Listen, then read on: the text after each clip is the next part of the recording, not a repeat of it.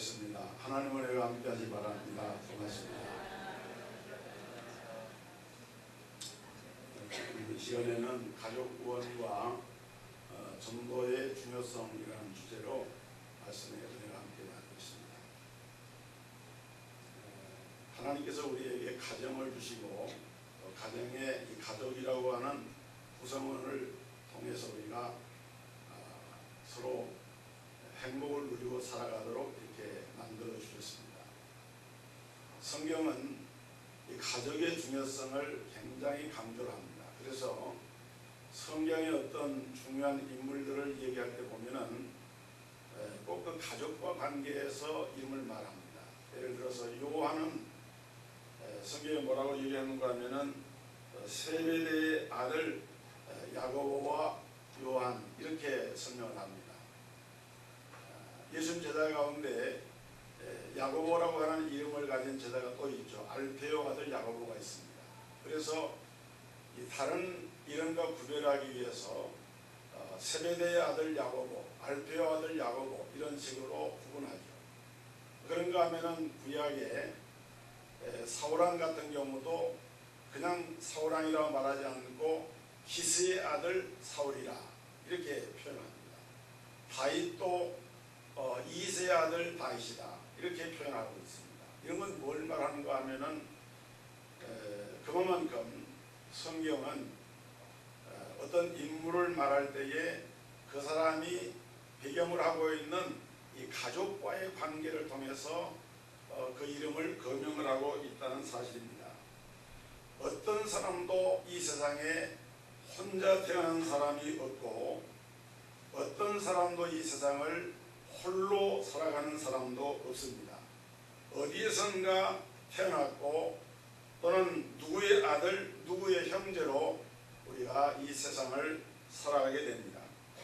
하나님이 운명처럼 맺어준 이 가정, 우리는 이 가족을 어떻게 사랑하며 또 살아갈 것인가 하는 데 대한 오늘 말씀을 이 누가복음 15장에서 우리는 찾게 됩니다.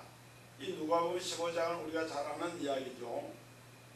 한 이스라엘 가정에 아버지와 두 아들 형제가 살고 있는데 그 둘째가 아버지에게 자기에게 돌아올 분깃을 미리 달라고 해서 그 재산을 가지고 먼 곳으로 가서 이제 허랑방탕해서 그 재물을 다 잃고 그야말로 이제 상거지가 돼가지고 자기 집으로 돌아오는데 그런데 그 형은 그 동생이 돌아오는 것을 못마땅하게 여깁니다. 그러나 아버지는 그 아들을 기다리다가 아들이 동구 밖에 나타난 모습을 보고 달려가서 아들을 맞이해서 집으로 돌아와서 큰 잔치를 배설해가지고 기뻐하는 그런 모습을 보여주는데 이 이야기는 물론 우리가 많은 설교를 통해서 돌아온 탕자처럼 우리 인생은 하나님 아버지 앞대로 돌아갈 때에 우리 아버지 되시는 하나님은 우리를 이처럼 지난날의 허물과 죄를 묻지 아니하시고 용서하시고 사랑하시는 사랑의 하나님 아버지인 것을 나타내는 비유의 이야기로 우리가 이 말씀을 이제 통해서 많은 은혜를 받게 됩니다. 동시에 이 말씀은 이 가족의 회복, 또 가정의 회복에 대해서 가르쳐주는 이러한 말씀인데 우리는 이 비유를 통해서 어떻게 가족 간의 좋은 관계를 이제 이룰 수가 있겠는가. 하나님이 만나게 해주신 이 가족의 간에 어떻게 사랑을 나누면서 살 수 있는가를 우리는 배울 수가 있게 됩니다.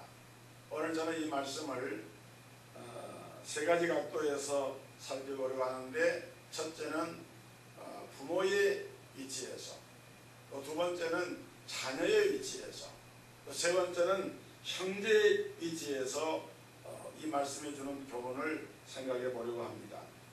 먼저 부모의 위치에서 본다고 하면은 오늘 이 말씀에 나오는 이 탕자의 비유에 나오는 이 가정은 부모의 위치에서 본다고 하면은 부모가 최선을 다했지만은 그러나 그 자녀의 탈선을 막아내지 못한 이 책임을 면하기 어렵다, 이렇게 볼 수가 있습니다. 누구나 어떤 부모도 자기 자식에 대해서는 장담할 수가 없어요. 좋은 부모 밑에서도 좋지 못한 자녀들이 생겨날 수 있어요. 또 부모님은 그다지 좋은 부모라고 할 수가 없는데, 그래도 그런 가정에서도 또 좋은 자녀들이 사회공헌하고 훌륭한 그런 자녀들이 나올 수도 있습니다. 그래서 누구도 우리가 남의 자식에 대해서 이야기를 할 수가 없어요. 그렇게 믿었던 내 자식이 잘못될 수도 있기 때문입니다. 그래서 모든 자녀의 문제가 부모에게서 나온 것은 아니지만 모든 부모의 문제는 반드시 자식에게 영향을 미치게 된다는 사실을 우리가 알아야 됩니다. 그래서 자식의 문제는 또 다르게 보면은 곧 그 부모의 문제다, 이렇게 이야기할 수가 있습니다. 우리가 이런 시각에서 오늘 이 탕자의 이 가정을 이렇게 보면은 무엇보다 먼저 우리의 눈에 띄는 것은 이 가정에는 어머니가 나타나지 않는다는 사실입니다. 이 탕자의 이야기는 처음부터 아버지와 두 아들에 관한 그런 이야기입니다. 왜 이 탕자에게는 어머니가 없을까? 어머니가 없지 않겠죠. 아들이 있다고 하는 것은 그를 낳으신 어머니가 계시겠죠. 실제로 이 가정은 어머니가 없었을 그런 가능성도 있고, 이 이야기의 비유의 초점을 하나님을 상징하는 아버지에게 집중하고 싶어서 어머니 이야기를 의도적으로 뺐을 수도 있습니다. 그러나 어떤 경우든지 간에 이 탕자의 가정의 불행은 어머니의 부재로 인하여서 일어나고 있다 하는 사실을 우리가 주목할 필요가 있습니다. 만약에 이 가정에 어머니가 있어서 날마다 자식을 위해서 기도하고 사랑하는 어머니가 있다고 하면은 과연 그 아들이 탕자가 되었겠는가?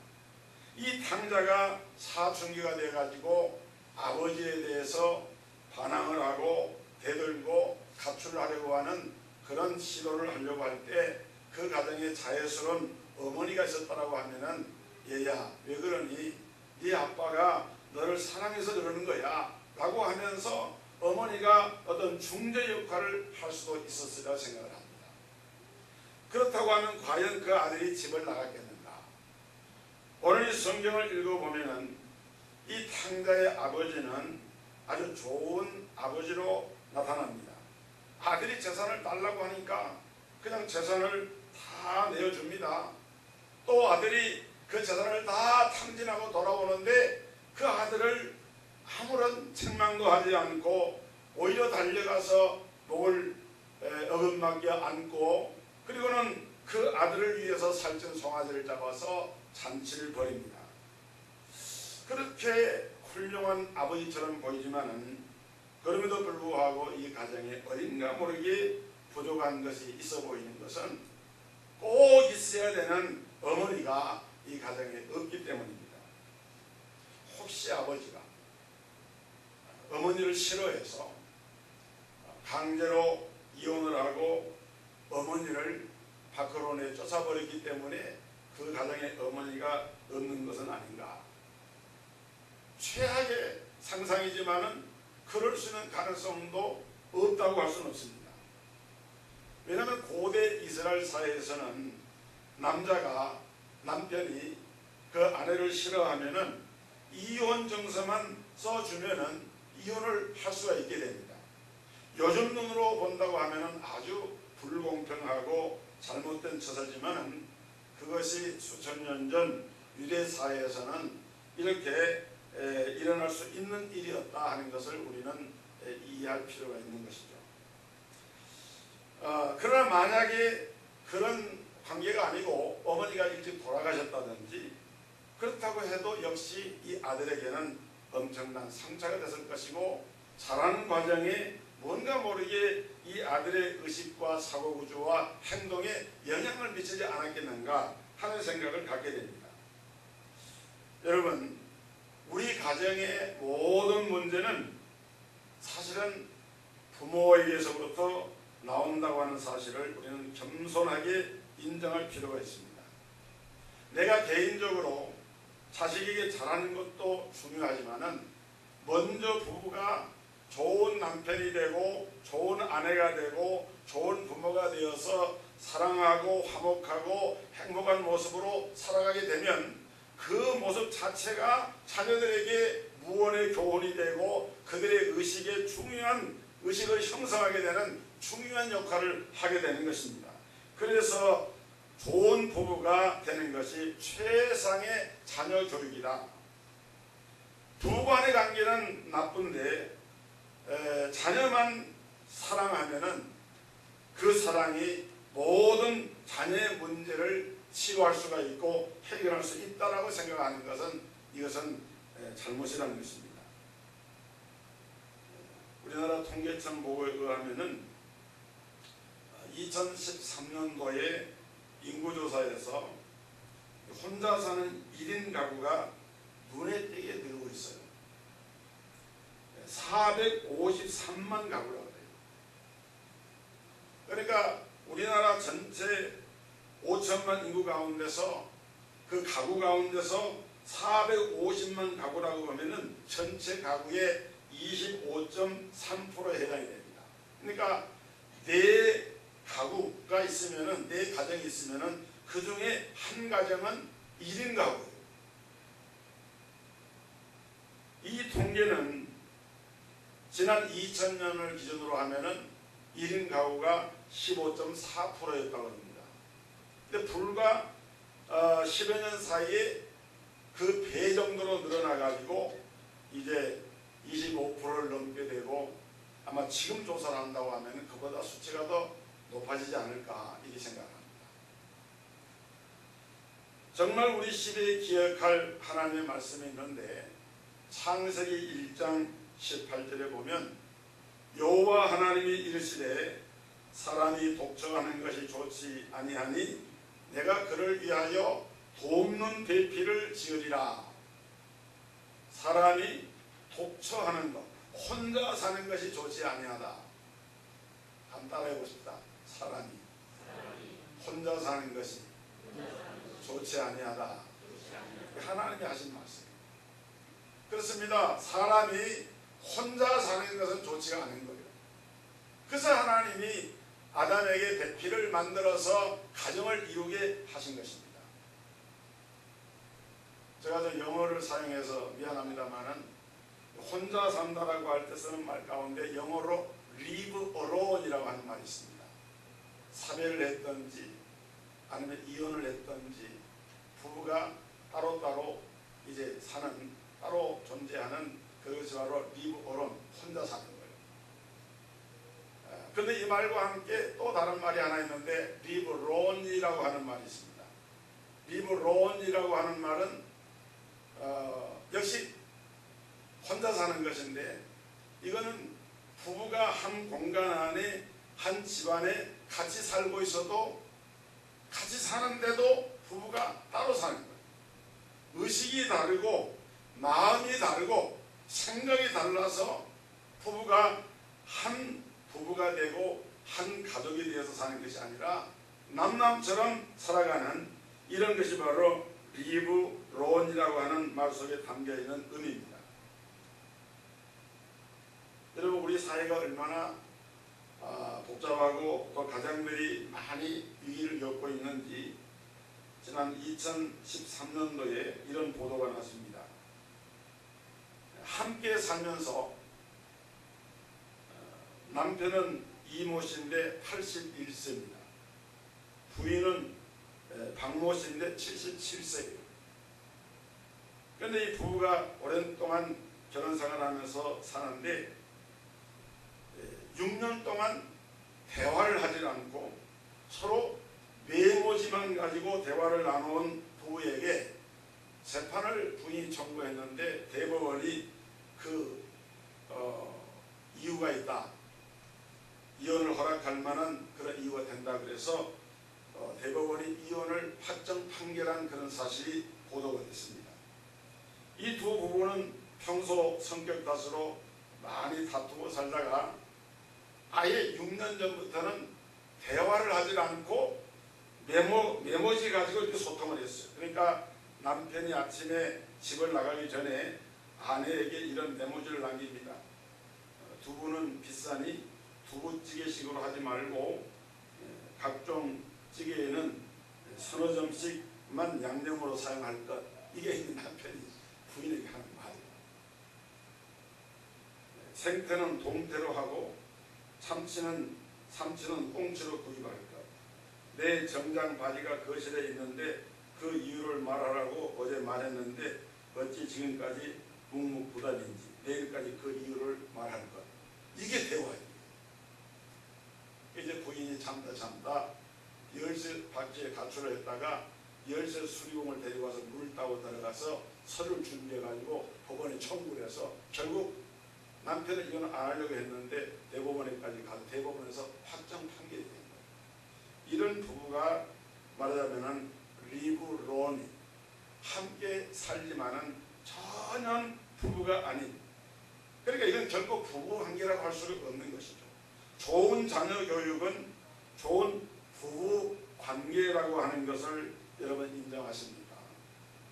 자녀들을 가르치기 전에 부부가 먼저 잘 사는 것, 그것이 참된 자녀 교육의 비결인 것입니다. 오늘날 우리 아버지들이 읽으면 좋은 책을 제가 하나 소개를 하겠습니다. 스카텍이라고 하는 기독교 정신과 의사가 쓴 아직도 가야 할 길이라고 하는 제목의 책입니다.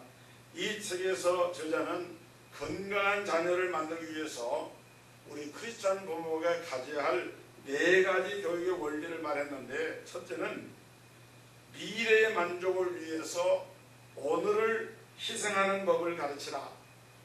모든 좋은 것이 영원히 좋은 것은 아니라는 거예요. 제가 다시 또 영어를 사용해서 미안합니다. 영어에 지불한다고 하는 말이 pay라고 하는 말이고 loan라고 하는 말이 pray라고 하는 말입니다.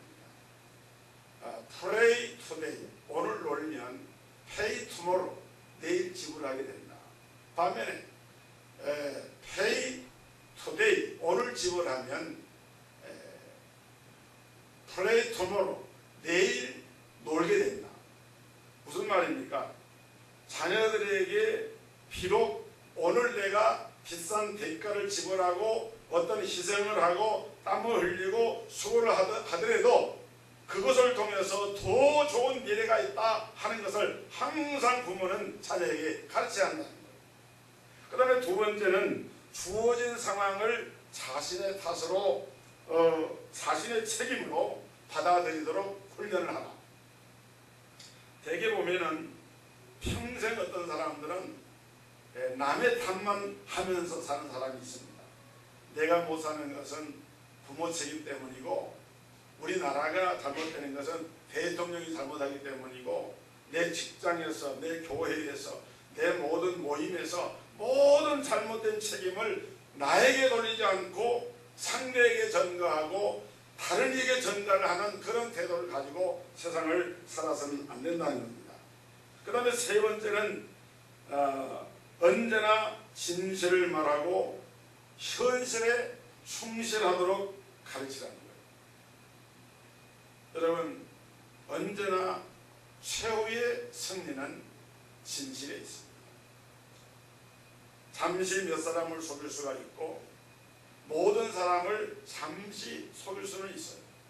그러나 모든 사람을 영원히 속일 수는 없습니다. 반드시 진실을 가르치고 현실에 충실하도록 자녀들에게 그렇게 교훈하는 부모가 되어야 한다는 거예요. 그 다음에 네 번째로는 영적으로 성장해야 모든 것이 성장할 수 있다라고 하는 것을 가르치는 부모가 되어야 합니다. 여러분, 자녀들에게 영적인 이 삶을 가르치지 않고 세상적인 성공만을 가르치는 부모는 결국 그 자녀를 하나님을 모르는 무신론자로 만들어버리고 맙니다. 가장 불쌍한, 가장 안타까운 것은 우리 믿는 성도들의 가정의 자녀들이 믿음이 없이, 하나님께 대한 영적 체험이 없이, 중생에 대한 구원의 확신이 없이 성장을 해서 이제는 나중에 가정을 이루게 되고 삶을 살아가게 된대요. 돌이킬 수가 없는, 그때는 어떻게 하려고 해도 할 수가 없는 그런 상황에 이런 경우가 오는데, 오늘 이 탕자의 가정의 비극은 이 아버지가 아들을 향하여서 영적인 가르침을 가르치는 그런 흔적을 찾아볼 수가 없다. 훌륭한 아버지입니다. 좋은 아버지입니다. 아들에게 재산 달라면 재산을 주고, 재산을 탕진해서 타다지 않고 사랑으로 맞아들여서 잔치를 배설하고 동네 사람을 초청하고 좋은 아버지면 틀림이 없지만은, 그러나 거기에다가 플러스 알파가 되어야 하는데 그것이 무엇이냐? 하나님의 복음을 깨달아 알 수 있도록 하는 그런 부모가 되지 못한 것이라 그 말입니다. 여러분, 이 아버지는 결정적으로 아들에게 영적인 삶을 가르치지를 않았습니다. 평소에 기도하고 성경을 읽고 하나님께 나아가는 이런 삶을 가르쳤다라고 하면은 그 아들이 재산 가지고 아버지 곁을 떠나서 살고자 하는 그런 마음을 갖지 않았을 것입니다. 그런데 아버지는 이것을 가르치지 않고 결국 아들도 잃고 재산도 잃고 사회적 위신까지 잃어버리는 이러한 아픔을 가지게 되었다. 사랑하는 성도 여러분, 오늘 자녀들에게 효도하라고만 가르치지 말고 여러분 자신을 한번 돌아보고, 자녀 교육의 가장 좋은 교과서는 부모님 자신인 것을 알고, 또 아직도 하나님과 영적 관계를 맺지 못하는 자녀와 후대들이 있다고 하면은 정말 그것을 위해서 하나님 앞에 기도하면서 눈물로 간구하면서 자녀들을 믿음으로 양육하는 그런 부모님들이 되기를 주의 이름으로 축복합니다. 그 다음에 두 번째로 자녀의 입장에서 한번 생각을 해보겠습니다. 이 자녀들의 입장에서는 부모가 비록 부족하고 연약한 면이 있음에도 불구하고 그 자녀가 부모를 불순종하거나 불효를 해서는 안 된다는 교훈을 하게 됩니다. 오늘 이 말씀에 나오는 아버지는 결코 인간적으로 볼 때 완전한 아버지는 아닙니다. 세상의 아버지가 완전한 아버지가 어디 있겠어요? 어머니가 없는 이 가정은 어떤 면에서 보면은 이 아들의 탈선의 빌미를 제공했다고 볼 수도 있습니다. 그러나 그렇다고 해서 자녀의 입장에서 이 부모를 거역하고 탈선하는 것이 결코 정당화될 수가 없습니다. 왜냐하면 이 탕자의 아들의 입장에서 볼 때 이 아들은 그 집을 떠나가기 전에 전적으로 부모의 은혜로 살았고, 부모가 낳고 기르고 먹이고 입히고 아무것도 자기가 한 것은 없어요. 재산을 이루는 과정에서 이 아들이 한 것은 없습니다. 그럼에도 그가 달라고 요청한 이 재산도 사실은 쉽게 그 아버지가 줄 수 있는 재산이 아닙니다. 왜냐하면 그 조상 선대로부터 물려받은 땅이라든지 집이라든지 기업이라 하는 것은 아버지가 죽기 전에는 사실은 물려줄 수가 없는 것들입니다. 그런데도 아버지는 이 아들에게 이것을 주었다라고 하는 것은 이 아들은 너무도 많은 것을 아버지께로부터 받았다는 의미가 됩니다. 여러분, 아버지는 아들에게 재산을 주고 상당히 오랜 시간 동안 아들은 집을 떠나가게 됩니다. 그 동안에 아버지는 얼마나 아들을 기다렸겠어요. 그런데 그뿐만이 아니었습니다. 아들이 이제 재산을 다 탕진하고 돌아오게 될 때에 동네 사람이 보기 전에 그 아들을 맨 먼저 보고 그 아직 동거밖에 있는 아들 향해서 달려나가서 아들을 맞이한 사람은 다른 사람이 아니라 바로 그 아버지였습니다. 그래서 어떤 학자는 그 이유를, 그 배경을 이게 설명을 합니다. 당시 이스라엘에는 부모에게 거역하고 불순종하고 집을 나간 자식들을 경계하는 이런 법이 하나 있었는데 그것을 캐샤샤 의식이라고 한다고요. 이 캐샤샤 의식은 뭐냐? 어느 집에 부모를 거역하고 아들이 집을 나갔다. 만약에 그 아들이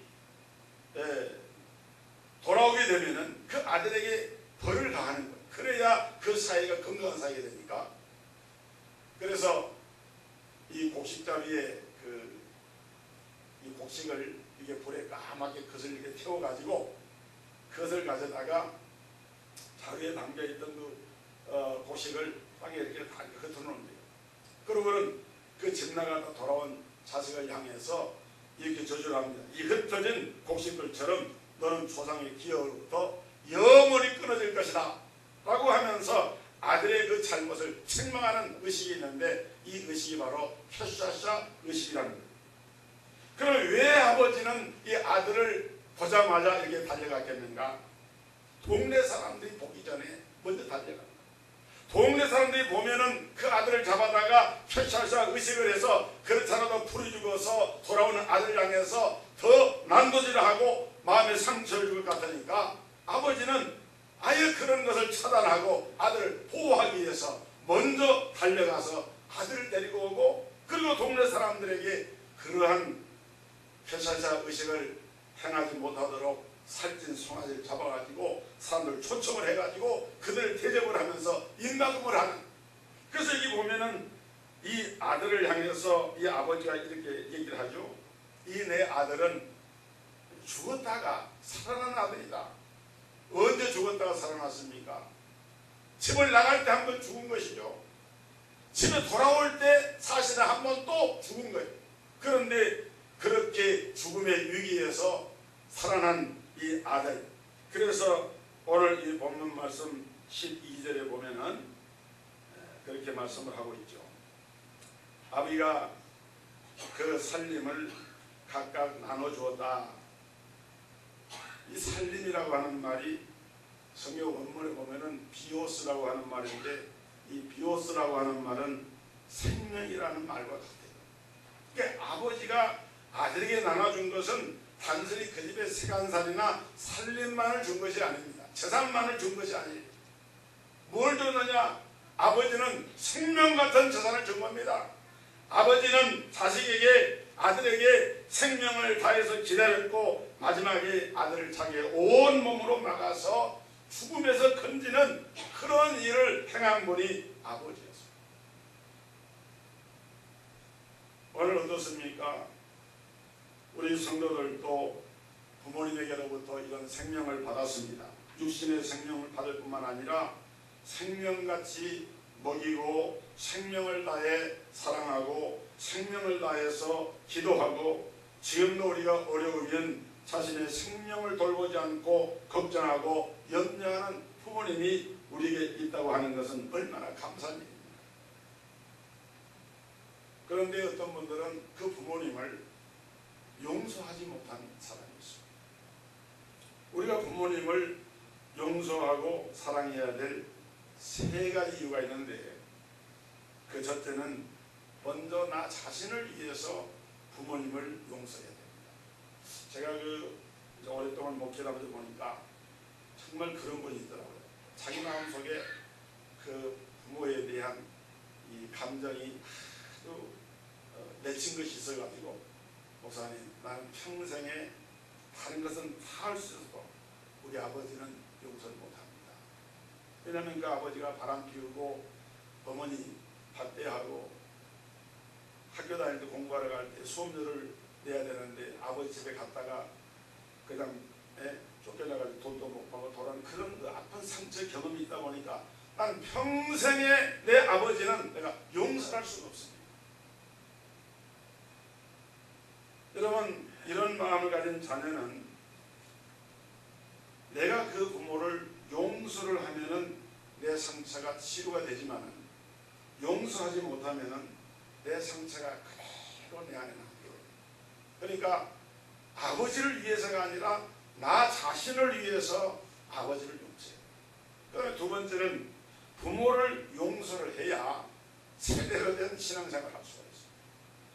꼭 부모뿐만이 아니라 세상에 누구든지 어떤 대상을 향해서 미워하고 용서하지 못하고 정죄하는 그런 마음을 가지고서는 절대 우리의 신앙생활을 바로 할 수가 없습니다.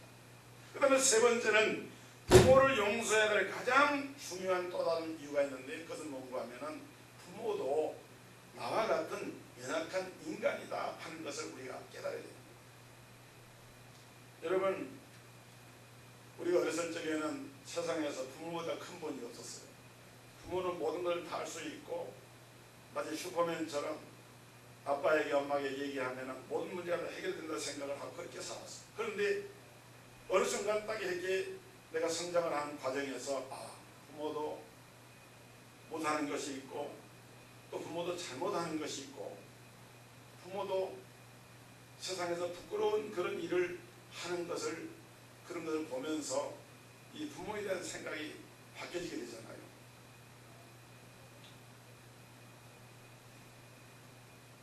어떤 부모도 그냥 그대로 자연스럽게 된 것이 아니라 그 부모님은 또 부모님이 성장하는 과정에서 받았던 상처나 아픔이나 환경 속에서 영향을 받아가지고 오늘 그 부모님이 존재하게 된 겁니다.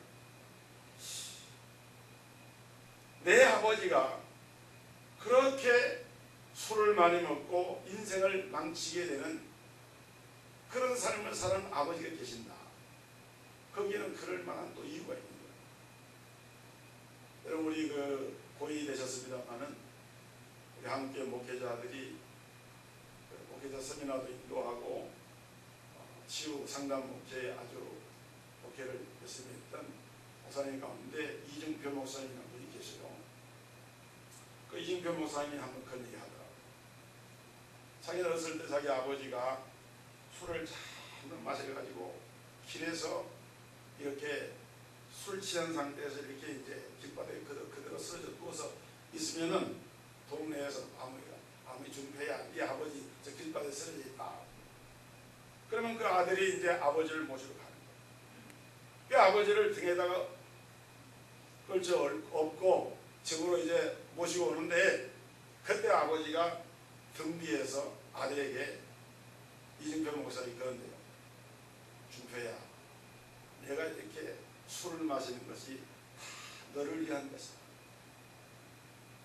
내가 이렇게 술을 마시고 고주망대가 되어야 하는 것이 다 너를 위한 것이다. 그때는 그 말이 정말 이해가 안 되고 너무너무 속이 상하고 또 창피하기도 하고 동네 사람들 보는데 그렇고 하고 왜 우리 아버지는 자꾸 이러는가. 그러는데 이중표 목사 영성이 깊은 목사님, 목회하면서 깊이 기도하면서 그러한 아버지의 모습을 통해서 좋으신 하나님 아버지를 더 찾게 되고 정말 우리를 위하여서 십자가에 피 흘리고 구원의 은혜를 베푸신 예수 그리스도의 복음의 능력이 아니면은 살 수 없다고 하는 그런 간절한 절박한 그런 마음을 가지고 기도하게 되고, 그래서 오늘의 부족하지만은 나 같은 목사가 있게 된 것은 그 아버지의 그런 모습도 일조를 했다 생각을 하니까 그때 비로소 아버지의 그 말씀이 마음속에 이해가 되고, 그래, 그런 아버지라도 내게 있었기 때문에 오늘 내가 있는 것이 아니냐, 그런 감정하는 걸 제가 들었습니다. 여러분, 완전한 부모는 교과서에는 있을지 몰라도 현실 세계에서는 존재하지 않습니다. 우리는 평생을 다 갚아도 부모의 은혜를 갚을 수가 없습니다. 바로 그런 사실을 이 탕자의 이야기는 오늘 우리에게 교훈해 줍니다. 그 다음 마지막 세 번째로 형제 입장에서 이 가정을 듣다 보면은 이 탕자에게는 형이 하나 있는데 그 형하고 관계가 별로 좋지가 않아요. 만일 형과 좋은 관계가 돼 있었다고 하면은 이 둘째가 집을 나가려고 할 때 형이 좀 말리든지 그렇게 했을 것이고, 또 집을 나가서 어려운 처지에 있게 될 때 아버지의 마음을 빌려서 늙은 아버지는 이렇게 못해도 보다 젊은 그 형 아들이 좀 나가서 찾아보고 그 잃어버린 동생, 어려움에 있는 동생을 좀 돌아볼 수도 있을 텐데 그 일을 안 했습니다. 그리고 동생이 돌아왔을 때는 어떻게 합니까? 이 동생은 이제 잔치하는 것도 모르고 있다가 나중에 화가 나가지고 들어가지도 않고 밖에 서 있으면서 28절에 보면은 저가 노하여 들어가기를 즐겨 아니했다. 보세요. 자기 동생이 돌아왔는데 아무리 행한 것은 결심하고 미워도 그런 자기 동생이 피부치가 돌아왔는데 그 잔치하는데 들어가지도 않고 노하고 있으니까 그 아들을 위해서 아버지가 밖으로 나왔습니다. 그래서 아들을 향해서 그 아들에게 같이 들어가서 돌아온 아들을 위해서 함께 기쁨으로 동참할 것을 요청을 하죠. 그런데 이 아들이 뭐라고 합니까? 아버지께 대답하여 이르되 내가 여러 해 아버지를 섬겨 명을 먹임이 없거늘 내게는 염소새끼라도 주어서 나와 내 벗으로 죽이게 하신 일이 어떠니? 자기 동생을 여기 본문에 보면은 아버지 산을 탕전한 이 아들을 하면서 제 3자처럼 이게 얘기해요.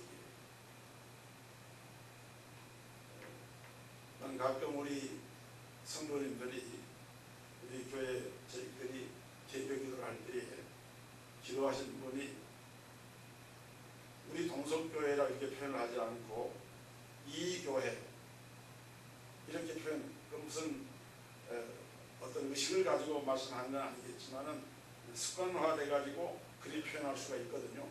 이 교회.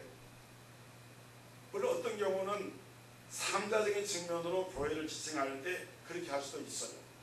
그러나 좀 더 우리 가슴에 와 닿는 기도는 이 교회가 아니고 주님, 우리 교회를, 우리 성도들을 그렇게 하면서 이 교회가 나와 전련된, 나와 떨어져 있는 다른 어떤 몸이 아니고 내가 함께 속해 있는 우리의 한 몸된, 그리스도 안에서 한 몸된 그런 교회라고 하는 것을 하나의 그 기도의 문장 속에서도 우리가 그런 것을 표현할 필요가 있다.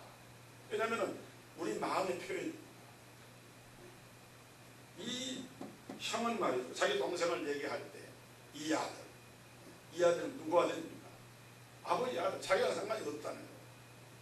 그러면서 여기 보면은 아버지를 제가 섬겼다라고 말하는데 이 섬겼다라고 하는 말이 헬라에 보면은 둘리오라고 하는 말인데 이 말은 종으로 섬긴 것을 말하는 말입니다. 그러니까 아버지는 아버지와 아들의 관계가 단순히 정말 아버지에 대한 공경과 사랑으로 아들이 아버지를 섬긴 것이 아니라 그냥 아버지를 종처럼, 아버지는 주인이니까 그렇게 섬겼다는 거예요. 그러니까 이 아들의 의식세계 속에서는 정말 하나밖에 없는 자기 동생을 자기 친구보다도 못한 존재로 생각을 하고 아버지와의 자기의 관계도 진정한 이런 부자의 관계가 아니라 이런 종된 의식을 가지고 섬기기 때문에 이 아들은 아버지의 관계도 뒤틀려지고 형제 간의 관계도 뒤틀려지는 그런 관계가 될 수밖에 없었다. 잠언 17장 17절에 보면은 형제는 위급한 때를 위해서 난다, 이런 말씀이 있습니다. 여러분, 오늘 우리가 아버지께 잘하듯 하나님께 우리가 잘하는 성도가 되어야 하고 또 하나님을 잘 섬기는 이런 성도들이라고 하면은 내 가정의 가족과 부모와 형제들을 가볍게 보지 말고 정말 하나님께서 주신 이 가족이라고 하는 이 공동체가 얼마나 귀한 것인가를 우리가 바르게 깨닫지 않으면은 온전한 신앙생활의 자리에 하고 있지 못하다.